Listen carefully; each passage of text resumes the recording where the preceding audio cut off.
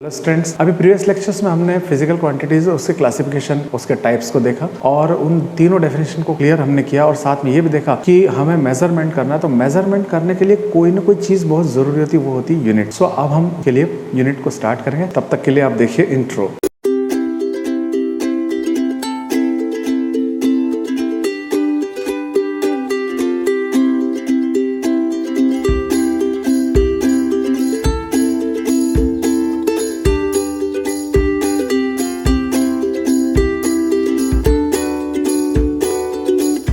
Friends, हमारा जो topic है वो है यूनिट्स। यूनिट्स यानी हम जब फिजिकल क्वांटिटी को मेज़र करते हैं तो मेज़र करने का एक खास स्टैंडर्ड होता है, एक रेफरेंस स्टैंडर्ड होता है, वही यूनिट होता है। सो हम उसको अब एक्सप्लेन करते हैं और आपको बताते हैं कि मतलब क्या चीज़ होती है यूनिट। तो देखिए यूनिट्स में क्या होगा।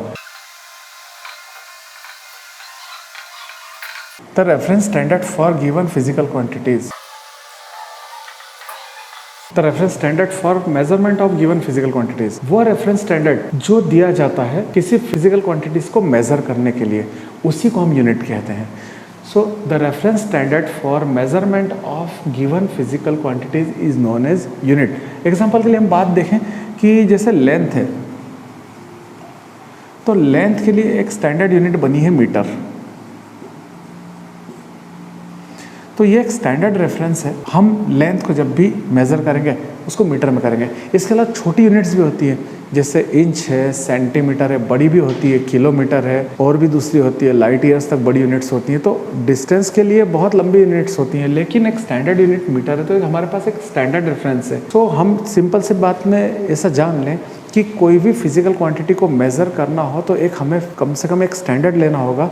उस स्टैंडर्ड के रेफरेंस से हम लोग उसकी वैल्यू को फाइंड कर सकेंगे, वही उसकी यूनिट होती है। लैंग्वेज थोड़ी सी कठिन जाती है, इसकी समझने की बात होती है। जैसे मैं आपके सामने एक एग्जांपल और लेता हूँ। जैसे एक मेरे पास रॉड है, वो 10 मीटर लॉन्ग है। सो मैं कहूँगा the unit of length of rod is meter and length of rod is 10 times of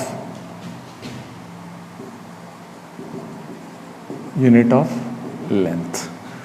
जैसे मेरे पास 10 मीटर की एक रॉड है, तो मैं कहूँगा length of rod is 10 times unit of the length. जो यूनिट ऑफ द लेंथ है वो मीटर है, उससे 10 टाइम्स है, क्योंकि 10 मीटर की है।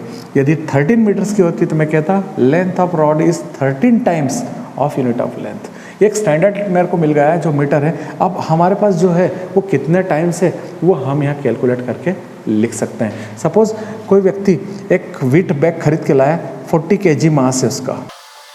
सो हम कहेंगे the mass of bag is 40 times of unit of mass, कि जो बैग का मास है वो यूनिट ऑफ मास का 40 टाइम्स है। सो ये हमको मिल गया reference standard for measurement of given physical quantity. यहाँ पे मैं मास क्वांटिटी ले रहा हूँ और यहाँ पे मैंने लेंथ को लिया। ऐसे अलग अलग हम लेंगे, वो होगी यूनिट्स। सो स्टूडेंट्स, ये यूनिट्स की डेफिनेशन है, ये सिर्फ आपको समझ में आनी चाहिए। इसको हम प्रैक्टिकली जब यूज़ करेंगे तो आपके कंसेप्ट्स और भी बेहतर क्लियर हो जाएंगे। अब हम नेक्स्ट देखेंगे characteristics of unit. So students, previous question में हम लोगों ने देखा कि यूनिट्स क्या है, एक छोटी सी डेफिनेशन थी। और अब हमें और थोड़ा सा वो क्वेश्चन या वो पॉइंट और ज़्यादा क्लियर हो सकता है इस नेक्स्ट पॉइंट से, नेक्स्ट क्वेश्चन से, कि what are the characteristics of topics, इस जो कैरेक्टरिस्टिक्स ऑफ यूनिट्स। सो इस यूनिट्स के क्या कैरेक्टरिस्टिक्स होते हैं, यानी इनमें कौन कौन सी विशेषताएं होती हैं, इनमें कौन कौन से गुण होते हैं। सबसे पहले हम लोग देखते हैं कि जो हम यूनिट्स तय करते हैं, हमने मतलब जो कंट्रीज़ में जो इनकी यूनियंस होती हैं ऑल ओवर द वर्ल्ड में, तो वो क्या तय करती है, इसमें क्या स्टैंडर्ड्स होते हैं, इसके वो देखना है हमें। सबसे पहली बात तो ये होना चाहिए कि जो यूनिट्स होती है,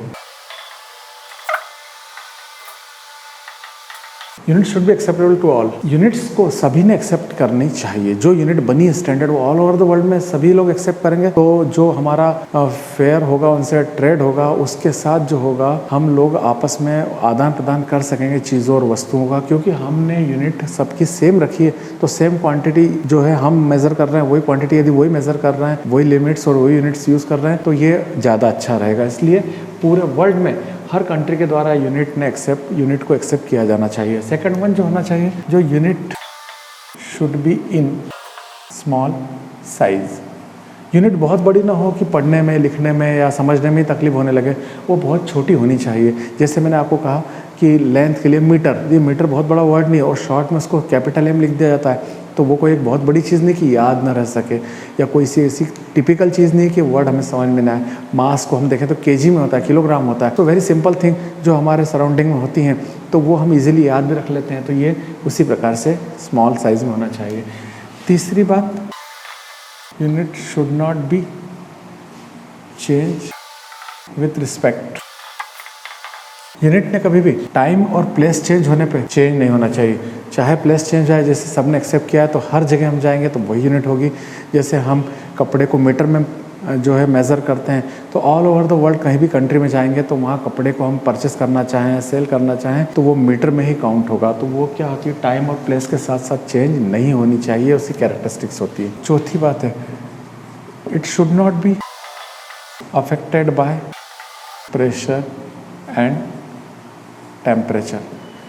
अलग अलग कंट्रीज़ में अलग अलग एटमॉस्फेरिक कंडीशंस होती हैं, तो प्रेशर चेंज होते रहते हैं। साथ में आप जानते हैं कि जो यूरोपियन कंट्रीज़ है, हम बनिस्बत हमारे कंट्रीज़ में एशियन कंट्रीज़ की तुलना में ज़्यादा ठंडे हैं, तो वहाँ पर टेम्परेचर कम होता है। हमारे यहाँ जो होता है ट्रॉपिकल कंट्रीज़ होने के कारण ज़्यादा होता है, तो ये यूनिट्स वहाँ पर जाके चेंज नहीं होना चाहिए, या वहाँ से यूनिट हमारे यहाँ आते हैं तो वो चेंज नहीं होनी चाहिए, एज इट इज़ होनी चाहिए। पाँचवा जो होता है, unit should be convertible to other units. जो यूनिट होती है वो दूसरी यूनिट्स में भी कन्वर्ट होनी चाहिए इजीली। ऐसी मेथड भी होना चाहिए कि वो आसानी से दूसरी जो यूनिट्स हैं उनमें कन्वर्ट हो जाए। जो नेक्स्ट पॉइंट है हमारा 6th वन, वो ये है कि unit should be well defined. Unit को हम डिफाइन कर सकें, पूछने पे हम बता सकें कि इसलिए है, कि इस प्रकार से हमने इसको माना है, एक स्टैंडर्ड इसकी डेफिनेशन होना चाहिए, ऐसी यूनिट्स। सो स्टूडेंट्स, ये 5-6 जो कैरेक्टरिस्टिक्स आपको बताए गए हैं वो आप इनको दिमाग में रखें, क्योंकि एग्जाम में पहले लेसन में से जो थ्योरेटिकल पॉइंट्स है यही होते हैं जो पूछे जा सकते। सो स्टूडेंट्स, नेक्स्ट लेक्चर्स में हम लोग इसके आगे क्वेश्चन को डिस्कस करेंगे। यदि आपको ये क्वेश्चन समझ में आए तो आप वीडियो को आप लाइक करें, शेयर करें, कमेंट्स करें, ताकि मैं आपसे इंटरेक्ट कर सकूं। और यदि आपने चैनल सब्सक्राइब नहीं किया है तो शीघ्र जाके सब्सक्राइब कर लें, ताकि मैं इस यूनिट्स के और आगे और दूसरे सभी सब्जेक्ट्स के 1 बाय 1 क्वेश्चन आपको डिस्क्राइब कर सकूं और आपको समझा सकूं, ताकि आप बेहतर तरीके से अपने 11th क्लास के फाउंडेशन को बना सकें। सो स्टूडेंट्स, नेक्स्ट वीडियो तक स्टे ब्लेस्ड।